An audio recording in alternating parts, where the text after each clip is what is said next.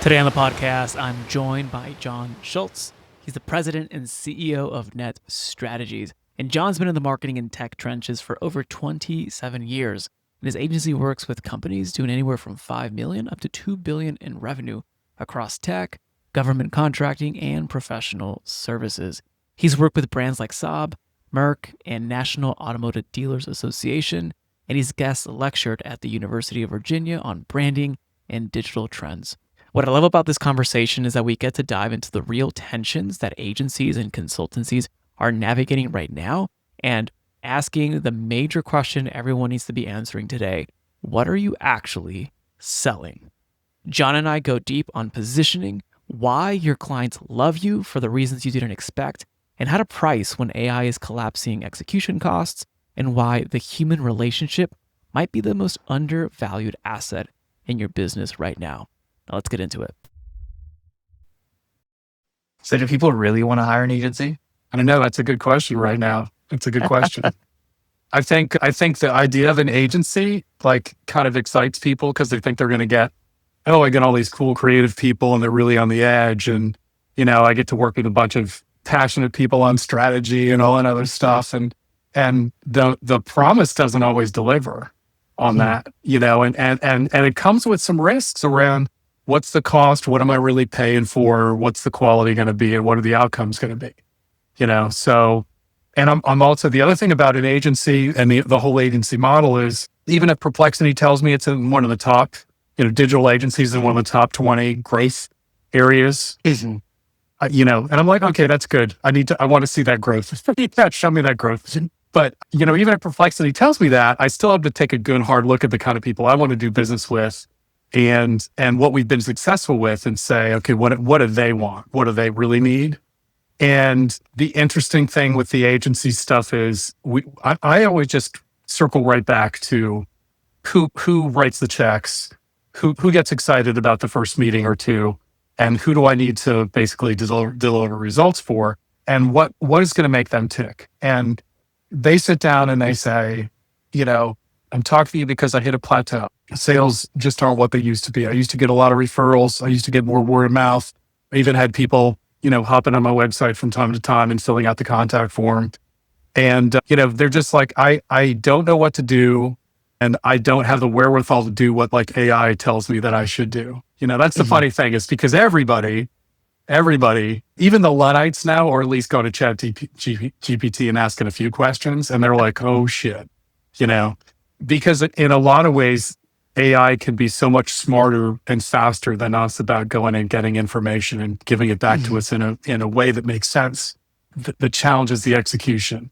And that's kind of where our best customers have been, the ones that are like, I get where I want to go. I just don't know how to execute. And I don't know if I want to handle all the execution myself, and that's why people typically will hire an agency. And yet sometimes the agency has a fence around what they can do and what they will do for a client versus what the execution actually requires. And that's where I've been experimenting with this idea of, why don't we just provide marketing leadership to people? Why don't we come in and do the strategy, make sure they're on point related to positioning, which I'd love to talk to you about positioning more on this too, because I think that's not as, people they just won't roll up their sleeves on it.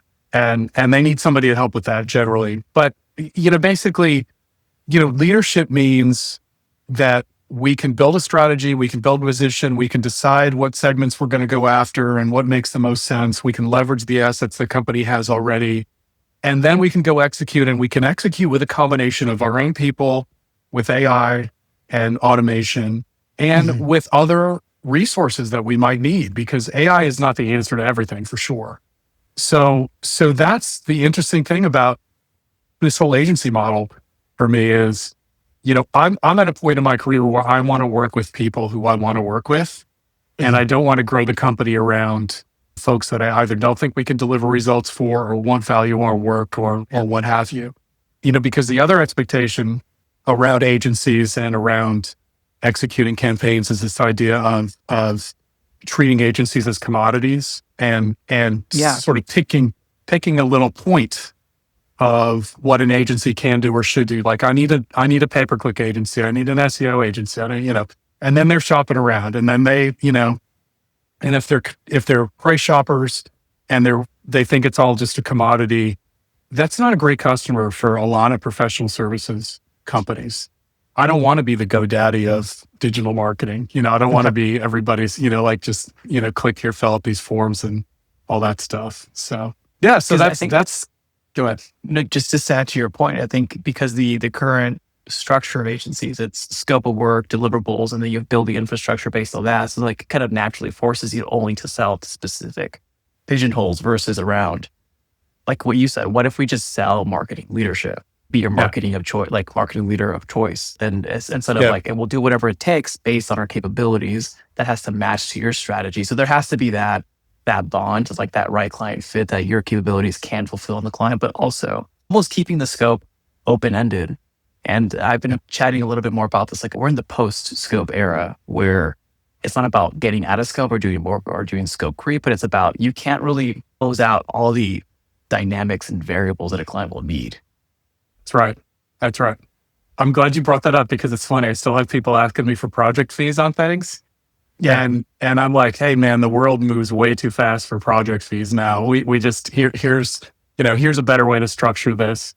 Just because we talked about this before, but we had a client that we did some marketing around their events and webinars and other lead gen things. And it's a management consultant, great company, great results. And they had brought us into other clients too. So we really had a great bond with this company. And, when Google and the other ESPs really ratcheted down on spam and their filtering, it really killed their outbound on getting events and stuff like that. And what became a relatively inexpensive channel for those types of things that we could just kind of work through and do, 4 or 5 events a year and get some good turnout and get some good leads, just became this whack-a-mole related to looking at email deliverability tests, tweaking templates, tweaking copy, all that other stuff. And just realizing that the game has changed. And that's another interesting thing about the whole agency thing and the whole pricing thing and things like that is the game is changing really, really fast. And that just almost means every day at this point, really, because it's changing at the pace of AI. And AI, if you've had private combos with me or we chatted before, you know that you just have to consume about an hour to 3 hours worth of content each day just to know what's going on. Right. Yeah. Yeah. I read, speaking of that, I love the TLDR newsletters. They advertised heavily and they sucked me in and now I'm reading them. But I just stumbled on this article about how I think it was the original, let me find the article here. Yeah. Claude Opus 3 got retired.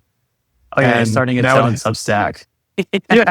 I read that. Which I thought was funny. I was like, hey, wow, I'd like to start my own blog after I retire and just, hand out some content and just live life like that. But so AI is moving so fast and it's so smart that now, Gen 1 models have their own Substacks. And they're writing on their own. It's an experiment. It's crazy. Yeah. Yeah. And then the news item about, the guardrails coming down on that Anthropic stuff. And I think really that's just about velocity. They're like, hey, we don't want to promise full on safety because we just got to get these models out because now there's too much competition. And it's a huge ethics and conversation to have, but it's wild times where we're living in an acceleration that is. Yeah. And you know what else it's doing for me is saying I have to be really judicious about the tools that I choose and how I choose to use them. Yeah. Because there's so much change. And it's almost like that you and I have been around enough. We remember bright, shiny object syndrome where, your client comes to you and says, oh, I read about this and why don't we do it? And this sounds amazing. It's going to change the world. And I'm actually sick of reading those stories every day now with AI, but that's the reality is there's new products, there's new everything. And keeping up is hard. And I also need to be careful about which kind of business operation type things that I really, focus on enough to say, okay, we're going all in on perplexity to do X, Y, and Z and A, B, and C. And here's how we're going to configure it and stuff like that, because I know that an upgrade or a re-release or even a new tool is going to do something better. So yeah, they all on each other. One of the things that I think you mentioned earlier around how project fees may not be the best approach to things. One of the theses, and I call them theses because I build a thesis around it. We work with clients, they execute it, it becomes like truth. But one of the core theses that I hold is that your offer is your positioning. How are you thinking about pricing in the new economic model? Is it retainer fees or is it subscription fees? Or are you looking at outcome fees? That there's multiple ways to price, multiple ways to position, multiple ways to demonstrate value. That's a great question, and I've got a stack of books that I haven't been through in a while about value-based fees and all that other stuff. And there's some things that I think still lend themselves to value-based fees because you can show up and deliver something that's going to be just so valuable, it's worth more than what an hourly rate could be, which you could ever imagine it to be. And just as an example, when you do a really good brand position and you nail it, and that ends up in the hands of their 70 enterprise salespeople, and they literally tell you, this is us, this has always been us, we've just never had it condensed into a format where we could actually use it, train people on, produce other content around all that stuff. And then they end up getting, sold to a huge tech company for like $500 million. My value I delivered was much more than hourly fees. It's just a matter of convincing the client that that's where we could go together. So, I that's something that I want to work through because I really think there's some things that marketers do that can be so valuable and game changing that it's not, even $350 an hour, $500 an hour, that's not enough. So for me, it requires some thought because I don't have enough of those conversations to have gotten really good at it and have a really great model. I think we're personally going to be going to retainers plus costs for tools and costs with maybe a little markup for some of the other outside resources we do. So that it's basically like, we're at I want to go to the value layer. I want to be in the value layer of what's delivered, not in the kind of cranking it out layer. And everybody knows the stories. Everybody's heard it. Even one of my designers today, she said she was working with Figma on something for a client and it would have taken her 2 or 3 or 4 days to do. And just a couple hours with Figma, she was able to pound through several pages that needed to get kind of laid out and done. And she said to me, and you know what, I think Figma did better than what I would have done after 4 days.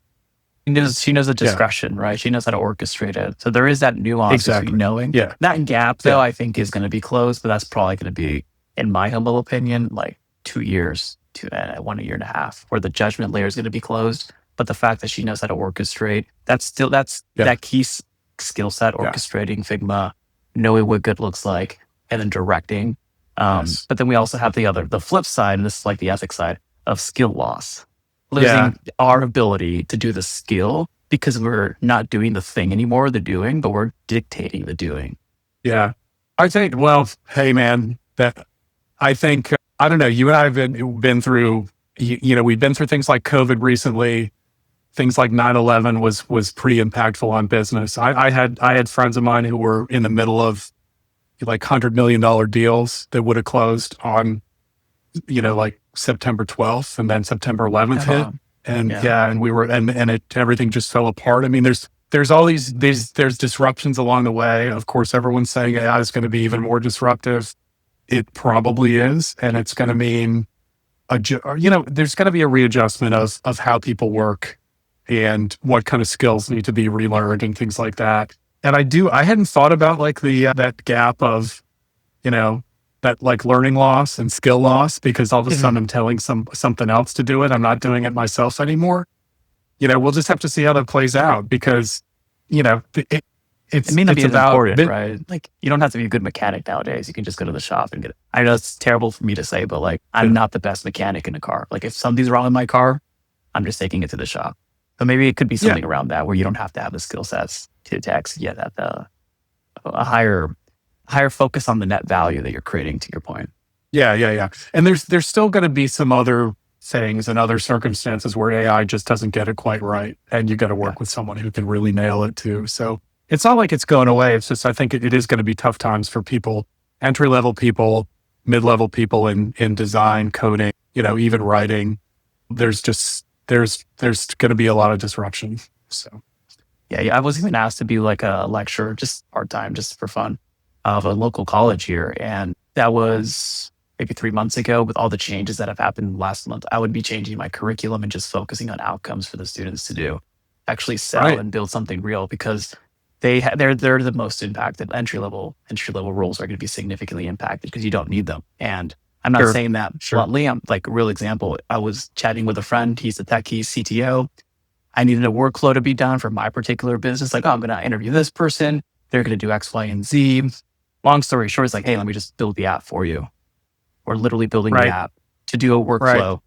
And and this is not like super crazy app, like the workflow, but it is an important aspect of my business. And frankly, the work for a human to do is, they're like, that's too much work. I don't want to do that. Even the taste or like the approach of work is changing. People want to do something that they're interested in, and the work that maybe entry level humans don't want to do. Well, there is, I actually think we've got an opportunity, and it's a little bit of a spiritual opportunity, which is to help people find meaning regardless, because not everything we do is going to be exciting. Yeah. And that's one of the reasons why I'm really digging Dr. Arthur Brooks's content and his books. He's Harvard professor, social scientist, just really condensing things into, where humans find meaning in work and in life, and the challenges in the struggle, and the meaning is in the struggle and the challenge, not the, everything's great. And that's what I felt like doing. And I've always, interestingly, it's always been a red flag for me when people show up and say, I want to work on the best clients and do the best projects. Oh yeah, you gotta earn the right, things.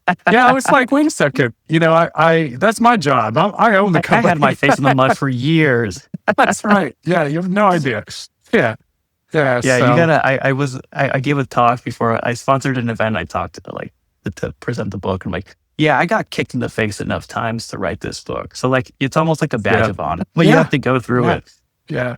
Yeah, you totally got to learn from those things. Yeah, the only rebuttal is something maybe this is cool that the conversation's going here, but the only rebuttal, maybe a food for thought, would be, we're moving to the era where we're stripping away labor from the economy. And to quote Matt from Longbeard, I really like how he framed this. We're removing toil from our work, and we're focusing on creating. And creating obviously has to have its own. It's not just easy to create, right? So there'll be its own effort and struggle, but we're actually removing toil from work based on what's possible and what you can do with agentic workflows and even just native computers running for you. So it's pretty interesting to think about that. But I think, to your point, I think we're still going to have to find meaning in whatever we do. And because there is suffering in life, we're going to have to go through some sort of struggle. Yeah. Well, and I would suggest that toil is not going away. It's just going to shift to another part of the process. And we'll find it. We're human beings. We're going to find the things you're onto something. This is actually a law called, I'm going to pronounce it wrong, but Amdahl, that if a process has many components and we create efficiencies within those components, let's say with AI, let's say you have like 5 steps to do a process or something, and 3 of those 5 are amplified with agents. So you sped those up so they become less important. The components that have not yet been accelerated become the limiting factor, which is where the struggle or the toil might come through. And that becomes the most important thing. And that just rises to the surface. Right. Yeah. I think that's exactly what's going to happen. And let me give you an example of it that I've been thinking a lot about with all these folks who used to rely on digital only for their marketing. Or for instance, used to rely on cold email only. It would do the job. Oh yeah. Or all these people who used to have to collaborate together on a project to get a good outcome can now kind of work through big chunks of it with AI without the human contact. I think we're getting back to an era where the human connection and the human relationship is going to become more important. We're going to realize the value of it, and that people who get it are going to start rebuilding their networks or building their networks stronger. They're going to start getting better skills around that stuff, because I think, interestingly, and your enterprise companies, you still, if when you're selling 5 and 6 and 7 figure deals, the human factor is still tremendous. It's just tremendous. And if you want to sell to business owners and sell to executives, and that skill set is huge. And they don't want to type their questions into AI all day long and get AI answers. They know you can get good information from AI, and they know chances are if they ask you a tough question, you're going to go back and do some research and get all that, but you're going to pick out the stuff that you think is going to connect and make the most sense. So I'm really hoping, my wife and I joke in our neighborhood, like half the kids who walk down the street after they get off the school bus are just staring at their phones. If we walk by them, they don't say hello. I think that's going to shift because I don't think that's sustainable. And I think people are realizing how unhappy they can be if they get, kind of stuck too much in the technology. So I think we're waking up to that. I think at least is from what I'm seeing, we're waking up to it. It's not perfect in terms of execution, but I think we're in the beginning rumblings of that. I'm curious on your thought, because you mentioned something earlier that I want to revisit. How are you thinking? And this, you mentioned this could annoy your team, but how are you re-archetyping like your value prop? Like, are you not saying you're in marketing? Are you focusing on sales? No. It's so positioning for me always has to be crystal clear. Okay. Yeah. So if you play games with like, I'm a marketing agency, but I'm gonna like make it sound like I'm not, and I'm gonna kind of obfuscate the idea that you're hiring people to help you with your marketing by coming up with some cutesy slogan. And it'll work. That usually fails most of the time. Yeah. So, and I'm also a big proponent of, in positioning, I think the art of plain English is lost on a lot of tech companies and a lot of knowledge economy companies, consultants, things like that. They think that they need to sound elevated. They think that things that are not the type of words you and I would use to talk to each other sound elevated. And my position on that stuff is that it's confusing. And it just slows people down. And actually in this day and age, slowing people down and making it so it's harder for them to comprehend your positioning just, makes them go find something else that's a little bit easier to understand, all things considered. So when we redo our positioning, it's got to be around, it's going to be around a few things. I'm a big proponent of really uncovering why people hired you in the first place. Now, and part of that is the problem that you solved. And the other parts are, what does somebody think we do better than the competition? What does the competition fall down on? Too, though, they have to believe that. Yeah, perceive it and believe it. Yeah, and it's kind of our job to tell that story. And I get where you're going, I think, which is that they're not going to know empirically for forever truth. Like it's going to be nearly impossible because you'd have to audit every single agency, see their results, and then from there say, oh, this is the obvious choice. There's a layer of like knowledge, empirical data, but then there's also the belief and the relationship that you have with them, I think. Part of the position. Yeah. Well, for me, the data piece is the proof points for the positioning. Yeah. Because you're using those out of case studies or out of results or whatever, and so if somebody starts asking you questions like how did you do X, if you're so great, how did you do X, or what kind of outcomes have you gotten? That's easy. Yeah. When I think of positioning, or that's easy to say if you've got those case studies, but when I think of positioning, I think of what is that core idea that the competition does not own that I can own because I'm really good at that and my clients really value that. And I'll give you an example. I want to give you an example of a company that we helped with. Tech company doing over $100 million a year. They were in the cloud consulting business and they were really working at a high level because they were a platinum partner with one of the big cloud platforms. So really working at a high level, but and they really had great people. It was really a joy to work with them because everybody was so smart. Everybody was so much smarter than me and my team. Just I can candidly admit that I love working with people who are like that because it really, I'm going to learn from these people. I can deliver value and admit that I'm not the smartest person in the room, because I might have been better at the marketing piece, but they're going to elevate everything else. So that was fantastic. but they were kind of hitting a wall where it's like, okay, if I'm going to, why should I hire you instead of, Price Waterhouse or one of the other big consulting companies or Accenture, for example? Like, what do you have that Accenture doesn't have? And we, through customer interviews, and it's basically, it's funny how you talked about empirical data. There's case studies, there's customer feedback, there's stuff like that. Sadly, a lot of people, when they get customer feedback, it's all operational feedback. It's customer satisfaction surveys. It's not the whole, why did you hire us? What do you do best? Okay. So basically in customer interviews, we found out, hey, this company, interviewing a client, hey, they came in and they asked us details. They worked with us. They rolled up their sleeves. They started showing us what they had done in our industry.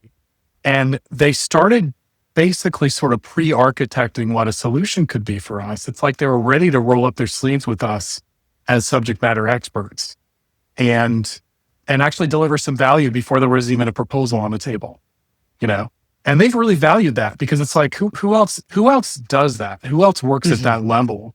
And they were willing to look at that as a cost of sales because their SMEs could be out there, doing all these other projects, but they were like, okay, this is part of our cost of sales. And this is how we're going to get more deals. So the kind of overarching message for this company became this idea that experience delivers success. We can show you what we've done in your industry. We've solved your problems before. We know your industry because we have SMEs that are in your industry, and we can show you success. Okay. So that's, in the semi-technical term, that became a tagline for them and their rallying cry. And the great thing about the messaging we did for them, because underneath that there's proof points and there's other differentiators and all that other stuff.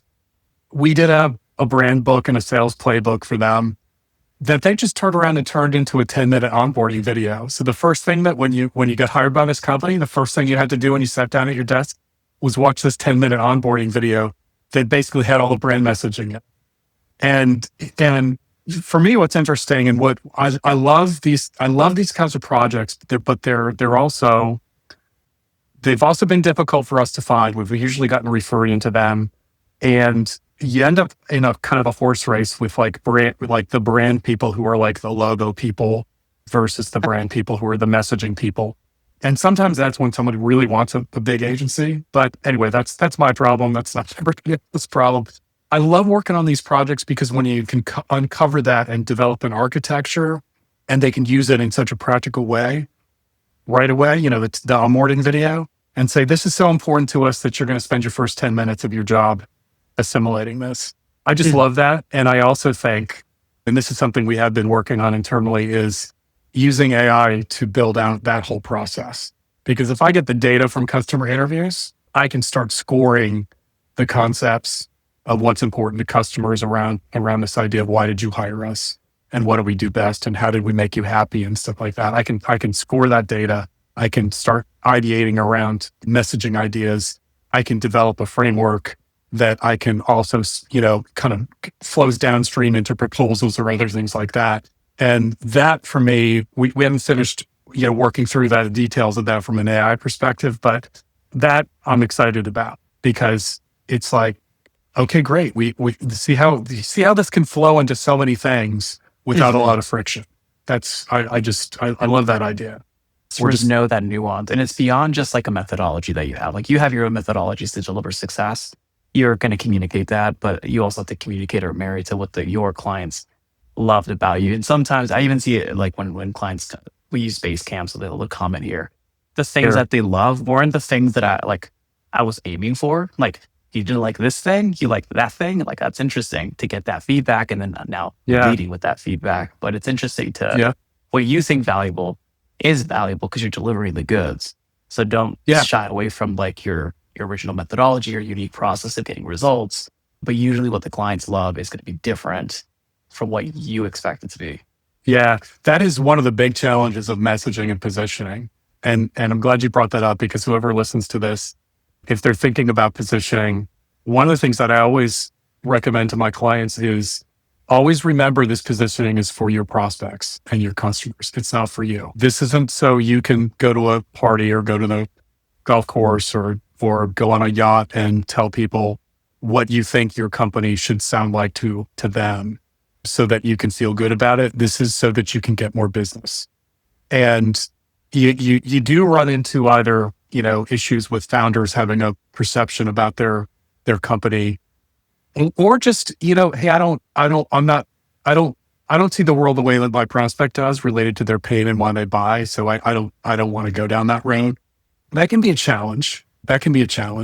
But the other interesting thing about positioning, and I've had to get a little bit more zen about it over the years, because I think we've done some great work for people, and sometimes it just never lands. We might deliver what I think is a really great, based on the data, customer interviews, reviews of competitors, all that. I'm like, hey, we nailed it.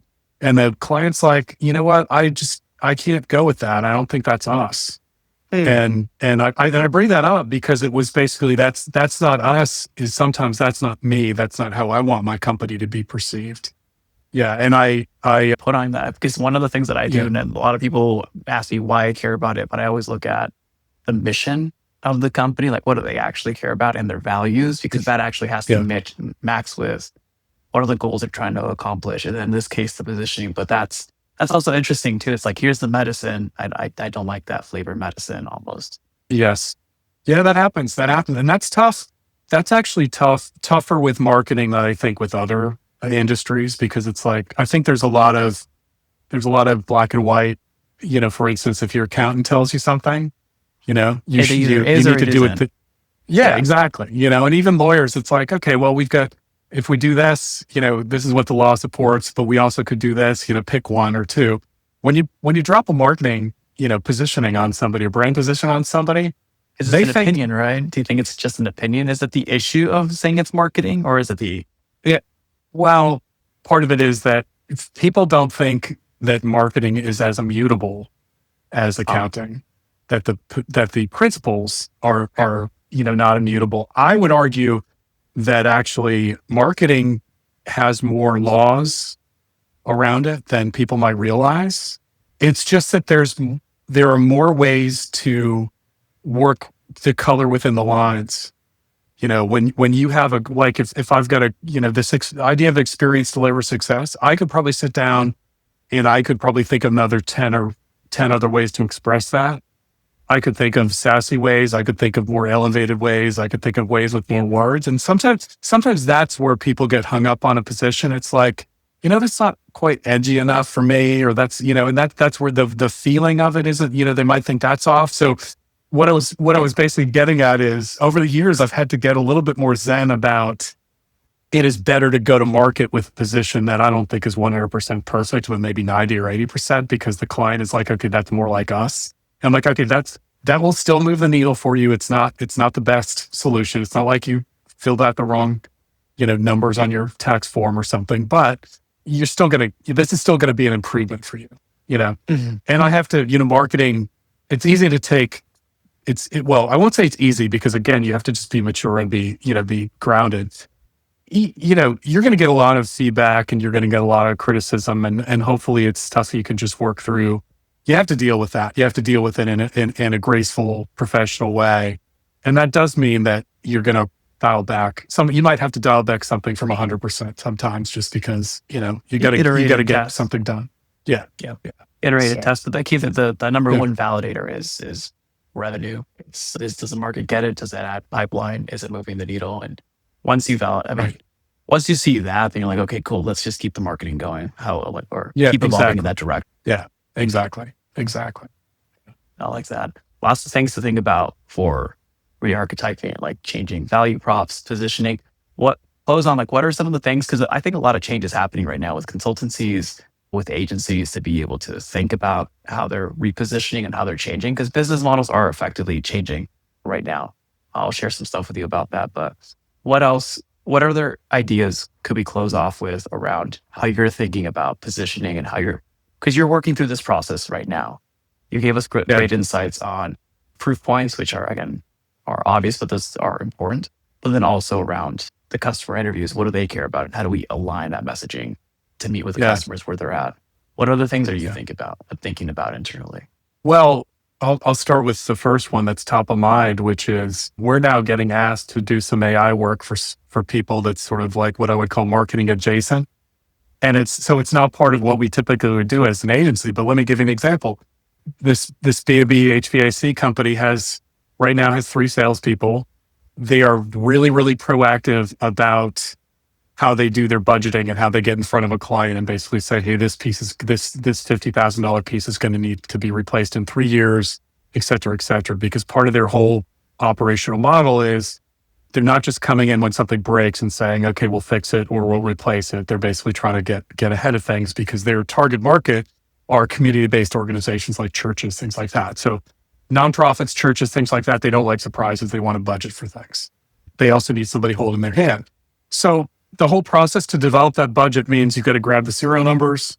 You got to look up how old the equipment is. You got to do your estimations of age and replacement cost and all that other stuff. And the owner was telling me that, he's like, hey, my people aren't using AI. And I think they're spending a lot of time on stuff that I think, do you think AI could help with that? And he started explaining this to me and I was like, oh my God, AI could help with that so fast. That's a no-brainer. Here's what we need from you to help configure that. And I say it's like marketing adjacent because I'm helping the salespeople sell more, which to me is what marketing's supposed to do. Mm-hmm. But I also have one of my analysts, doing, the code configuration inside of an AI tool to do the analysis of serial numbers and all that other stuff. And it's not something, if you would ask me this 6 months ago, hey, do you think Seth is going to have his head inside of, one of these AI coding models, grabbing, putting in the logic for how these serial numbers for trainers are done? I would have been like, no, we're not doing that. That's stupid. So long story short is, it's like, if a client's asking you for something that's marketing adjacent or adjacent to your industry, then maybe that's a new opportunity for you. It might not be, if you get smart people, if you've got good people, if you've got people that are riding the pine a little bit, then it actually could be one of your ways that you're adapting to this new economy. Mm-hmm. People are asking you to do new stuff.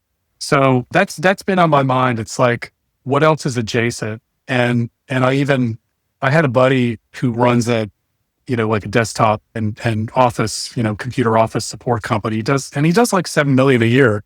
So I made it sound real rinky-dink, but it's not. It's that MCP model. Yeah. Because basically if you're going to have the Microsoft suite, you're going to need to like read a bunch of crap, so, and my client told him that he was working with us on this AI project.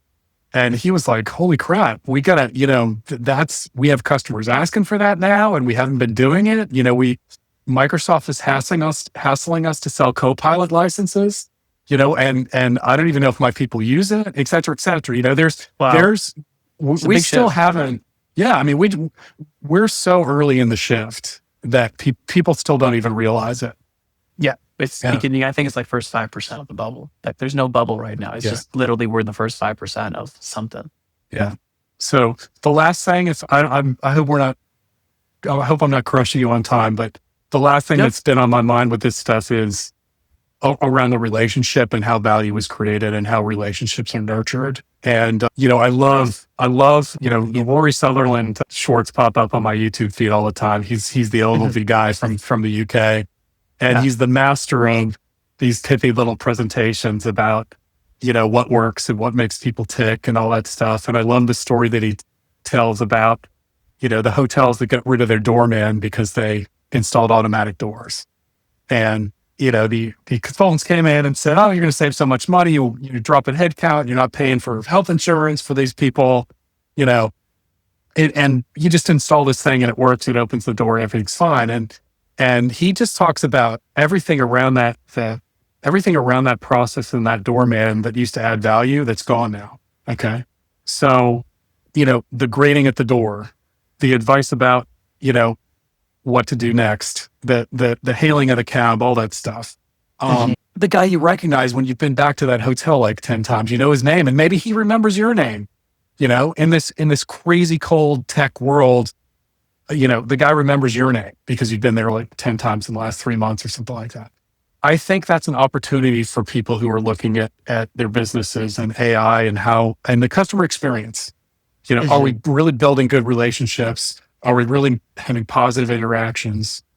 I just, that's another thing that's on my mind, because I think people are leaving some of that behind too, and they shouldn't. And they got to think about ways to do it in their business and make it better, so they've got more loyalty.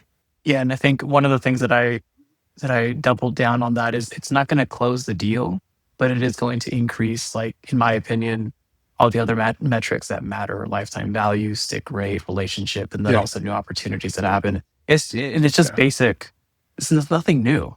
This is not a new revolutionary way of like doing business, but I think it's the return of that and acknowledging the importance of it. Yeah, absolutely. Let me tell you one more story about that, which is, I've got a remodeling client who's been super loyal, 15 years plus, and they do, $8 or $10 million a year in the Bay Area. So not a small company.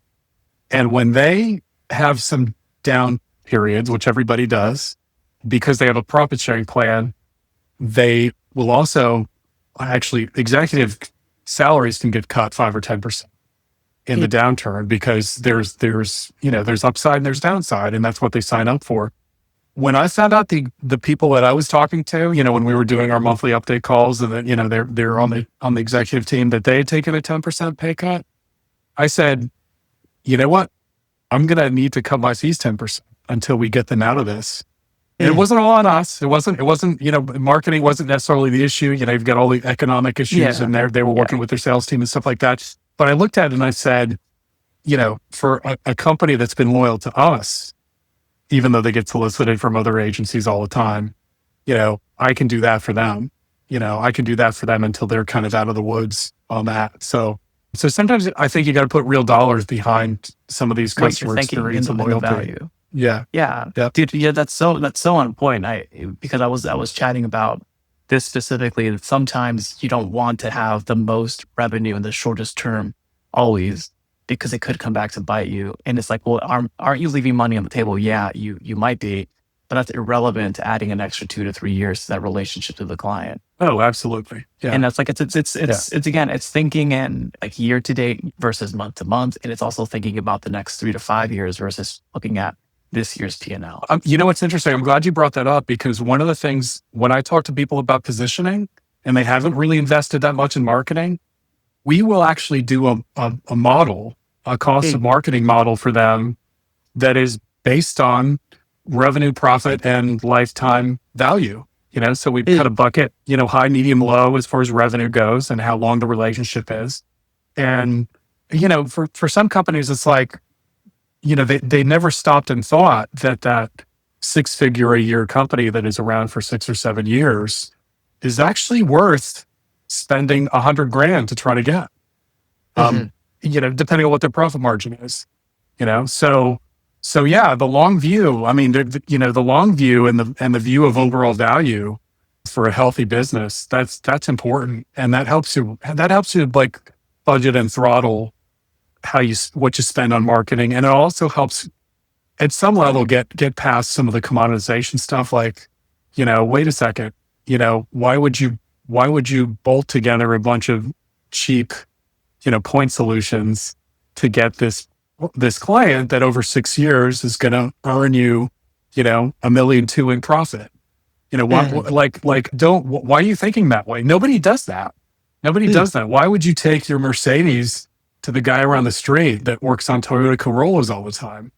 You don't do that. So yeah, I don't know. I'm glad we talked about this stuff, because I don't get to talk to every one of my prospects about this. Not everybody's in the same spot, but the folks that we've had the best long-term relationships with, we basically help them see, where the business could and should be going, based on their numbers, based on how their clients feel, all that other stuff. So that's fantastic.